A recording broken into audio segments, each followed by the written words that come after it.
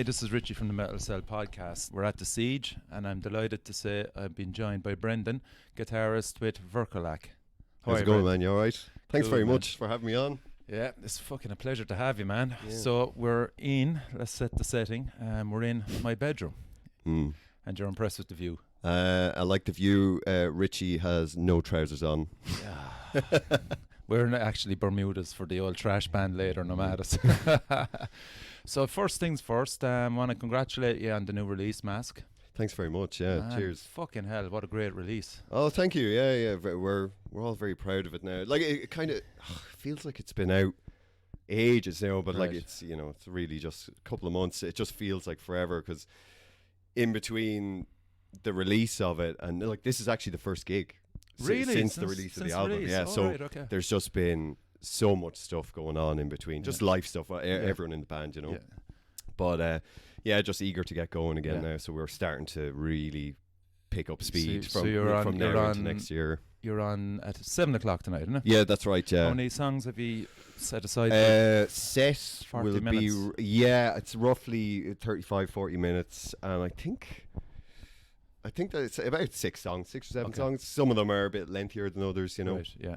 The team behind Masque. The main theme really comes from Dara. Dara Okay. writes all the lyrics and everything himself. But the theme itself it really is about that. It's about the falsities that everyone puts forward. Every day. It's who's actually really putting forward who they really are at any point. And ultimately then it talks about when we die, that's it. You can't pretend anymore. Yeah. It's just you're gone. That's it. You've just. That is real. But and within the album as well, it's not all negative. This is one of the things I really liked about the themes throughout it is that some of it actually is quite positive. So but they can be masked as well. They can be.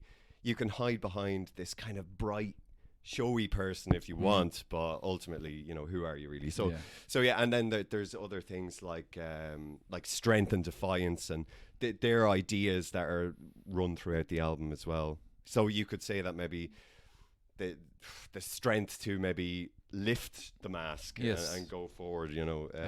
So that's it. But like I said, Dara just he is the themes. He's great with all that sort of. So ultimately, if you're rich or poor, it doesn't matter at the end. Yeah, that's it.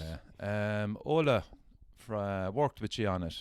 He was a Primordial. He did Primordial, Zom, Dead Sovereign, Tribulation. Tribulation. Yep. You had a good relationship with him anyway. In Actually, previous stuff. Is yeah, it? we got on great. We all work really well with Ola. He stayed with me that week actually, and we spent every evening we got back because he's a fan of a lot of different styles of music, just like myself. So we go back and we were listening to soul and jazz and just drinking cans every night, and then we get into studio the next day and just let fly at it. But he is fantastic. Like he's just got this ear for everything. He can hear every frequency in the band. He's just so great with ideas as well. Very clever. He also performed on the album as well. He rattled chains for one of the songs. Did he get a credit for it? No. I don't know. I hope not. The royalties are too much for the chain players. So kind of. Yeah, he's got great ear for the music as well, obviously. Yeah. But what else does he bring to you? Like, does he kind of suggest ideas to you? He does a little bit. Now, that was more because we did our EP with him as well, Demeter, and he would kind of suggest ideas through that. He also did the demo, Codex. but I wasn't in the band at the time. And he was a bit more active on the kind of, I guess you would call it the producer type of side, I don't know. Yeah. But this time around, we came in and songs were fully formed. We really had our ideas. So now, of course, if he had a suggestion, we would always take it on board. Yeah. I'm all for letting the guy who's most used to doing this kind of stuff. I'll listen to that guy.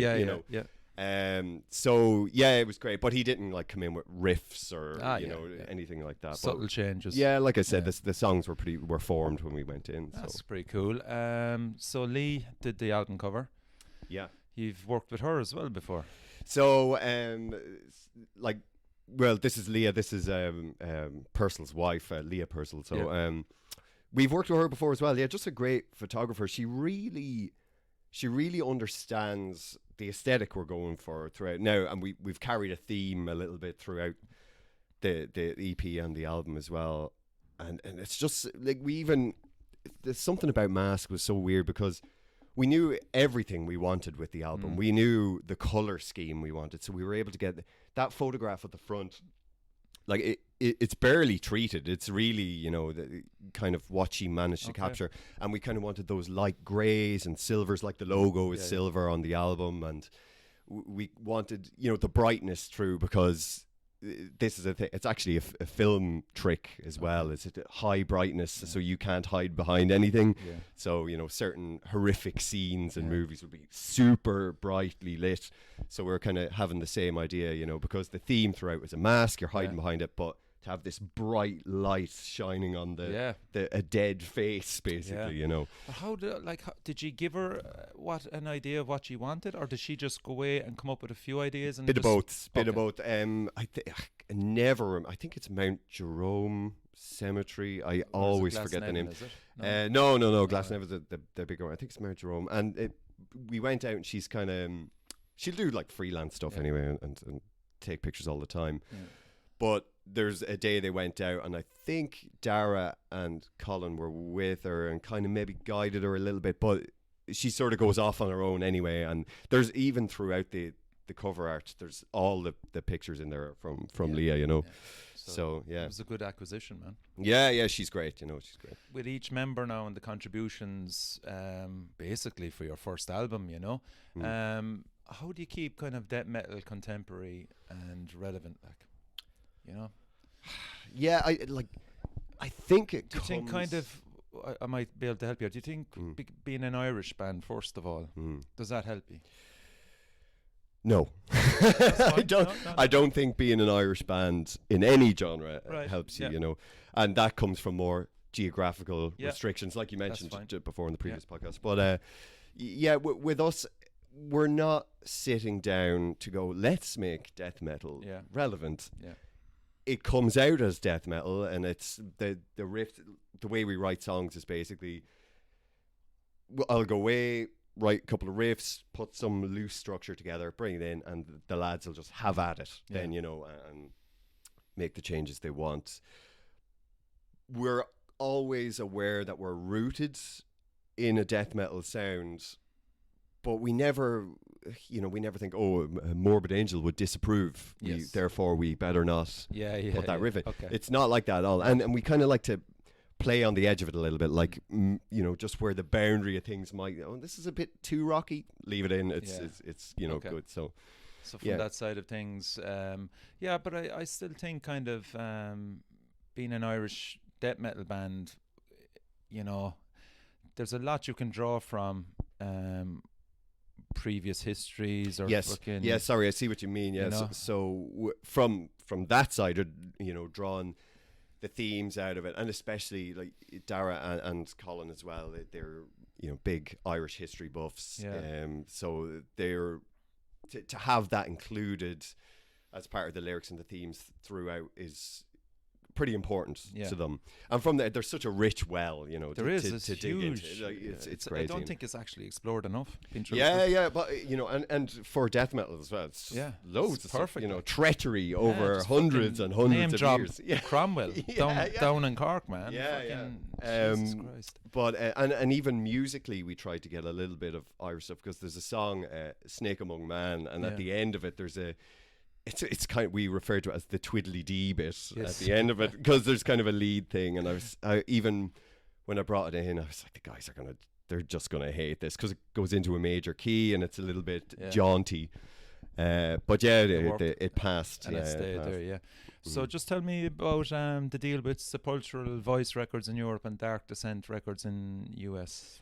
So this came about with the EP, and when that was released, they did a great job, and the guys really supported us, Thomas and Matt, and it just really worked. And they did express interest that if an album was ever to come, they would happily put it out, and they did, and that was it. And they are great, it's just really, really good to have that, have Thomas looking after it in Germany and Europe, and then have Matt, out in the US.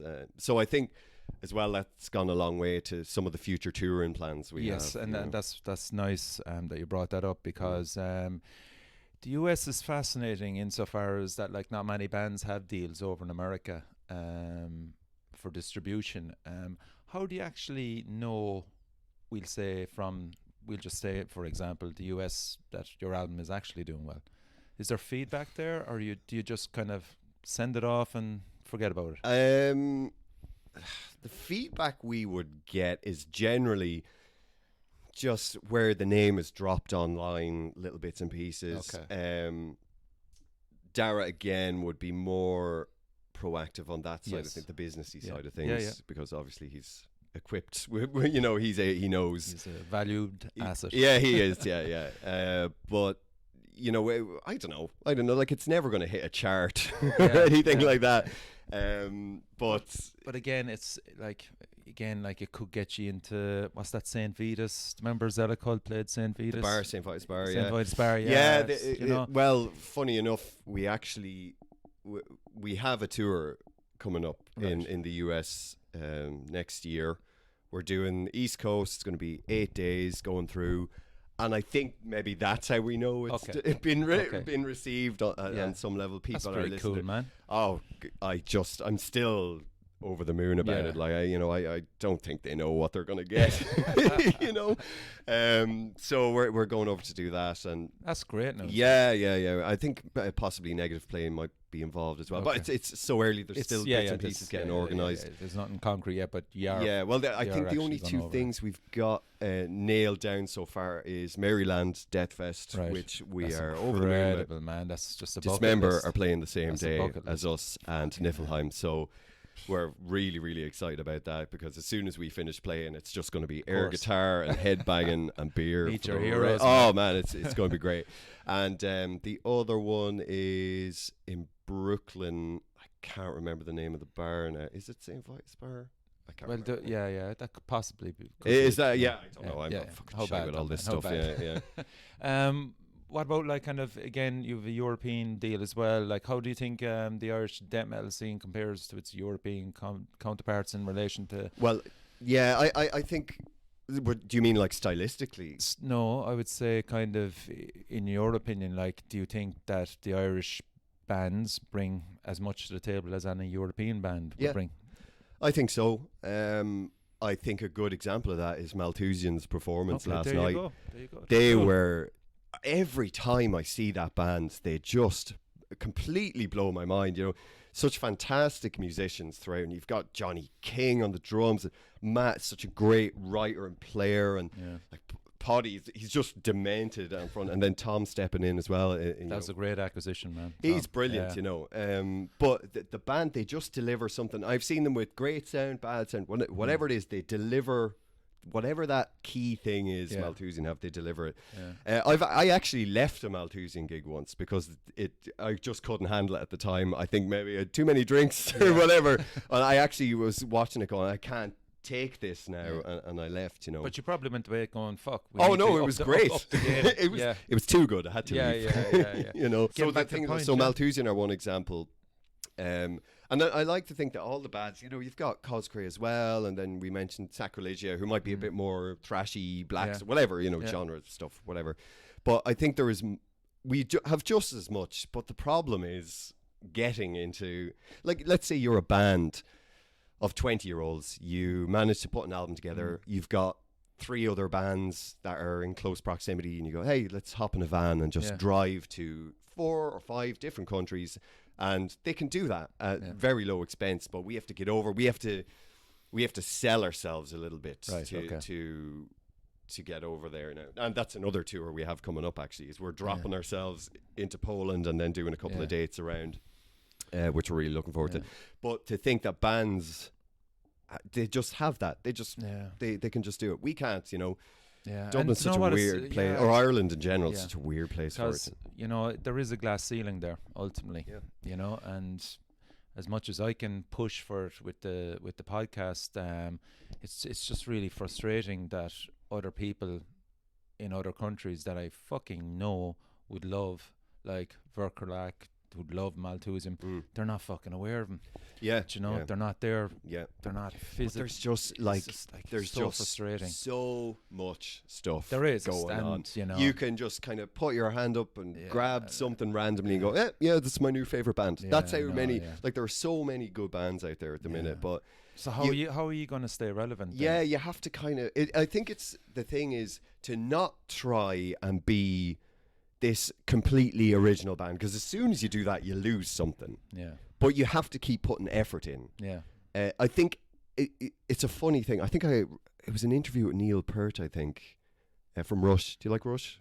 You know the band Rush? I actually hate Rush. It's funny you brought him up, and I think it's Richie, it was really nice to be here. I'm just gonna. I think it's your man's voice. Yeah, I've heard that. I can't fault the musicianship at all. It's just his voice. It actually took me a while to get into Geddy Lee's vocals, but once I did, yeah.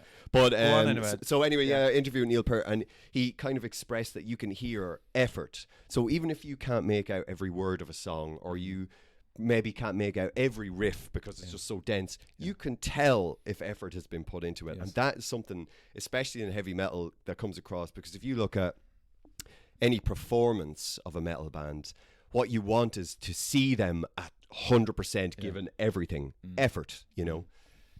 So that's really important as far as the sound goes. But I'll throw that back to you then. With death metal, a lot of the production is fucking shocking, and it's deliberately done so as well to sound that muddy. I don't think like what I took from your album is just how clear it was. Yeah, well, that was actually that we went into all. That's one of the very first things we said. You know, we had a couple of references of albums as well that we wanted to pick up sound from, but we said nothing hidden. Absolutely, again, tying in with the theme of the Masque and all that sort of stuff. So it was just to have absolutely everything. You can hear it all. But one thing that bothers me with that type of production sometimes is that if they get it wrong, everything is too separate. Yes. You know that? When it's just not mixed, you know. But again, just to speak of you know how great Ola is, he knew exactly what we meant and how to do it. And even though he hates that we tune our guitars down so low, and we use quite light gauge strings as well, which is something he doesn't even get why we do it that way. But he adjusted his fantastic ears, and he was able to mix it properly for us, and you know do the so yeah, to avoid that muddy production. Yeah, I think was that's top of our list. That's but again, if you're into the scene, you're into the scene, and that's part and parcel of the scene. That muddy, dirty sound. But from my own opinion, I loved yours because it was just you can actually so clear. Well, this I like to hear a riff. Yeah, you know that's what it is. It's rock and roll. You want to hear what the riff is. You know. I was fascinated as well. I went into your Bandcamp page, and your merchandising is gone, sold out, man. Is it? Yeah, that's great. That's cool. I'm just looking into the corner of the room here, and I see it all. It's all stacked up in the corner of the room here. Thanks very much for buying it, all the merch, Richie. Yeah. Who looks after that part in the band? Dara again? Yeah. Jesus Christ. Yeah. Shout out, Dara, man. Yeah. Multitasking. Yeah. That's a pity, man. I mean, we have loads of it with us today. Actually, I think it's just the online store. But yeah, and it's just for listeners. We are at the Siege, so it's you know, it's indolence. But yeah, the merch, I think it just comes down to knowing the aesthetic that we want behind the band, and that lends itself out to the merch, you know. And it's for bands as well, you know. If a band comes out with shitty looking merch, that can be the end of them. It's just like the only income a band has. It will be the end of them. I agree, man. Yeah, you know, you need to fucking put a serious effort in. Yeah, especially like going back to the idea of just being that band in Ireland. Like it's all we have. We can't. You can come out with the best album ever, and you don't know if people are going to hear it or if people are going to buy it. But if your merch is shit, you know, I don't know what it is. I know people are more interested in buying the T-shirt than the album. Yeah, it's strange. It might be just an Irish thing. I'm not sure, you know. Maybe, yeah. I have to throw this one back at you. So a reviewer, I won't say who it was, right, said of your sound, right? McConnell seems at home in the grime, penning addictive riffs that reside somewhere between tech debt and a bunch of rabid weasels fighting in a ditch. Yeah. How do you feel about that? Well, when we got the Weasels into the studio, I just sort of took as much inspiration as I From could. the wind and the willows. Yeah.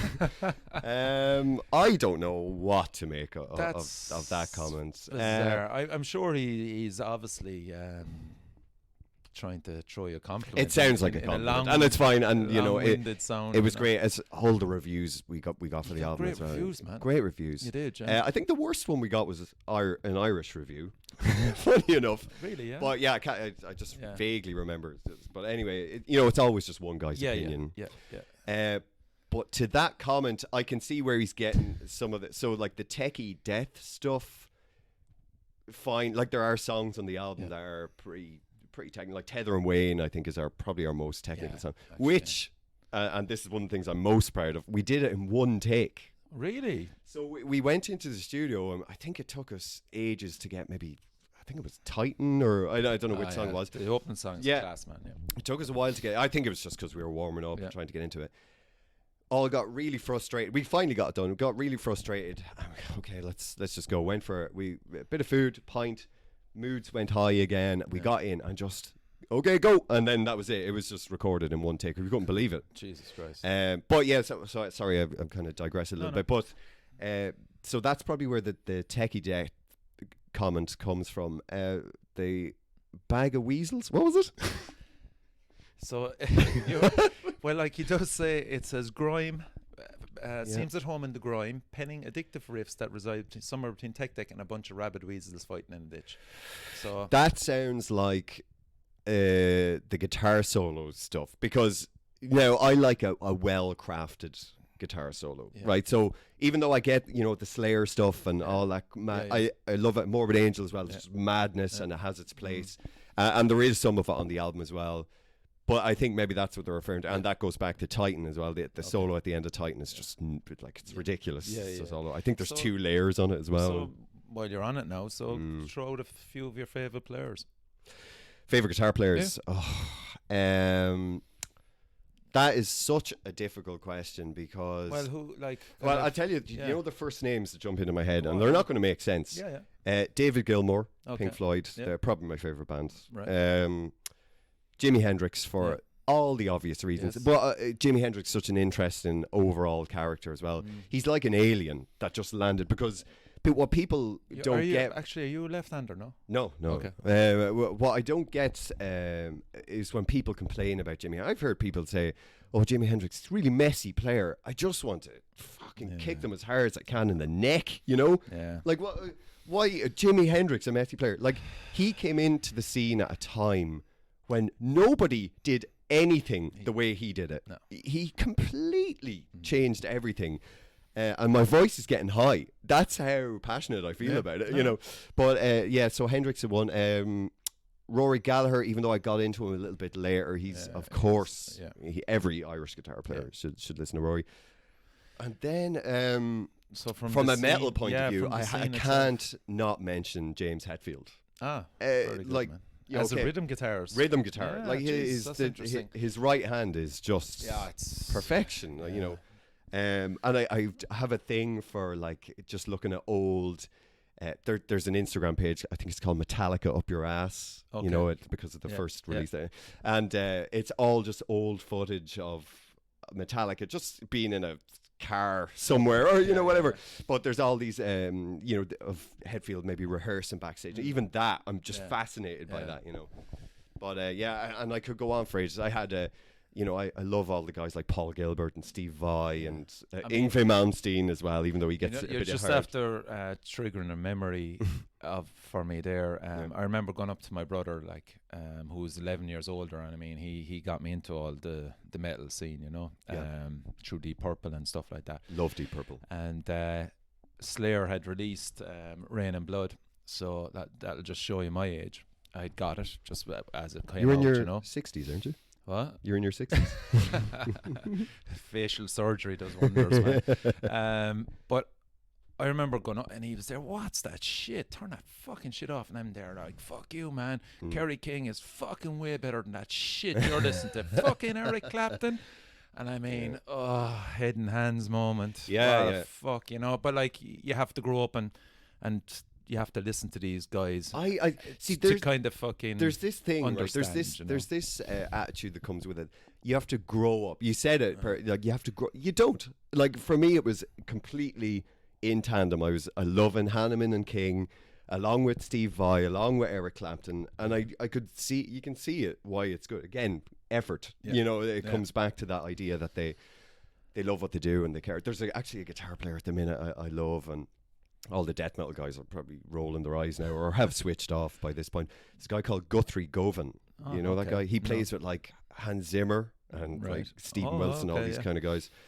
But he's probably, to my mind, the best guitar player in the world today, technically, and you know he's great. But he's just another guy popped into my head. I mean, you're a guitarist, man. You're a fan, you know. Yeah. So what kind of equipment do you use then at this stage? So I have pedals and pedals. I do have a lot of pedals, but to be honest, people who look at pedals go, "Oh, you know, that's not real tone." They're not all on all the time. It's in and out. There's little effects and stuff. So it's Les Paul, Gibson Les Paul, which my wife bought for me, and I still have it. That was a couple of years ago now. Absolutely love it. It's just a Les Paul Studio, but I just love it. It's just a real, workhorse of a guitar. And Orange amps. Yeah. That's kind of the real sound. And then as far as pedals go, I love a tube screamer, and we've got some crazy reverb, because there are a lot of kind of strange sounds throughout Vircolac as well. There is, so kind of weird reversey stuff and strange reverb and all that sort of so you can have lots of fun with that. Yeah. I love playing with them. Yeah, it's great. So the tour that you've coming up, you've got like 4 dates in November so far. I could be wrong. You're doing Poland, Czech Republic, Hungary, and Slovakia.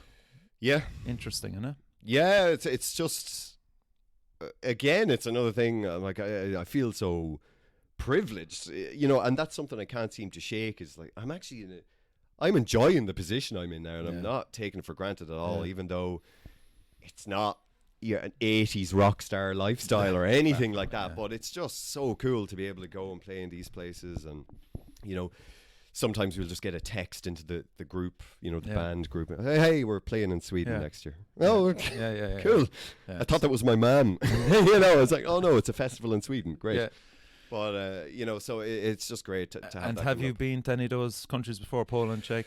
I was in Czech Republic for Brutal Assault. It was fucking amazing. Yeah. Amazing. Yeah. Hungary, I wouldn't out of know, there, we Slovakia. played I was in Slovakia actually as well. We played in Łódź in Poland before, and we're playing in Gliwice. I don't know if I'm pronouncing that right, but it's nearby. So we were there before. I was in Prague before, but I was never in Bratislava or Budapest. So I'm really looking forward to seeing those places. Yeah. Well, hopefully you've a bit of time as well to actually check out the place. I think in between, because for some reason in mid-Europe they have all these bone churches. Yeah, they do, correct. So I think that's kind of linked into our tour, so we can get loads of cool pictures.